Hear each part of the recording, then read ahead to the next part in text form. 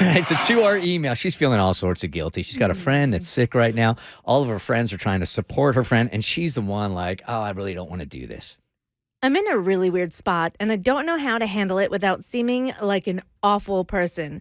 Or maybe I am an awful person for even feeling the way that I do. One of my best friends has recently been diagnosed with breast cancer, and as a way to show our support, all the girls in our friend group are planning to shave our heads. The problem, and the reason that I'm an awful person, is that I don't want to shave my head. I love my friend, and I want to support her, but I don't want to do this. I've tried to convince myself to do it, and I just can't do it. I love my hair. It's so much of my identity. I know my friend doesn't have a choice and that she has to face this battle.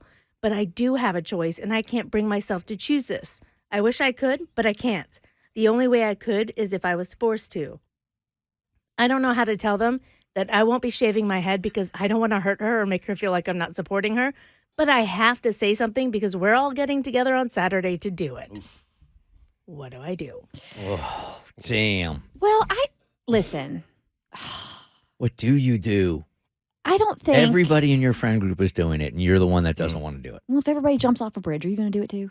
Probably. Yeah, You probably would. I'm a people pleaser. No, I think it is I wanna ruin the beautiful. party. I think it is stunningly beautiful what this friend group wants to do to support their friend. And those are the videos that always get me, and you see them. Me too. And I've seen a couple recently where, like, either it's the hairstylist that's the one that's shaving the cancer patient's head, and then as soon as they're done, they turn the razor on them and they start buzzing their hair, and like their reaction for the solidarity, like it's a beautiful gesture.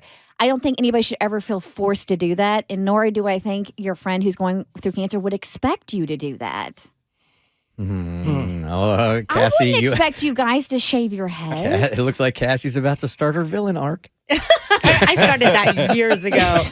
I get it. I'm a redhead, and it's a huge part of my identity to the fact that I wore a black wig for Halloween once at an old work, and nobody recognized me. Everyone walked right past me. Like, it is part of my identity. So to lose this, even though it's for a good cause, would be a really hard hurdle. And if all of my friends were doing it, like every single one in the friend group, the pressure you would feel, I think I would have to go through with it, because then the focus is going to be on you. If you can find a way to make it not on you as the odd one out, like, I don't feel like anyone should be forced, but I don't know how you stand back and let everyone else do it, and how the friend who has cancer is like, really, you can't buzz your head for me? Let me bring it close to home. All right, let's say we had a Bert's Big Adventure kid. Yes. And the entire Bert's Big Adventure staff decided in solidarity we were going to do this, right? You included. But I haven't agreed to in solidarity. Like, Let's say everybody else is going to do it. I'd be like, what dollar amount do I need to donate to cancer research? The pressure would be there for sure, The pressure is 100% on. 100% on. And I get that. And I've been a part of St. Baldrick's events. Like, I've shaved heads before for those. And like, sweet Cameron Jackson and his family, like his grandma got up there and his aunt got up there and they shaved their heads and it was beautiful. And then his older brother got up there and I shaved his head. So, I mean, I get the sentiment and the beauty behind it. I don't think you should feel like a bad person because you don't want to shave your head. So what advice, because we're going into the weekend here, Mo. So she's going into the weekend. She doesn't want to do this. What advice do you give her? I'm going to be honest. If I was in her shoes, I wouldn't want to do it either, but there's absolutely no way I wouldn't do it. The pressure would be entirely too much for me to be the only friend.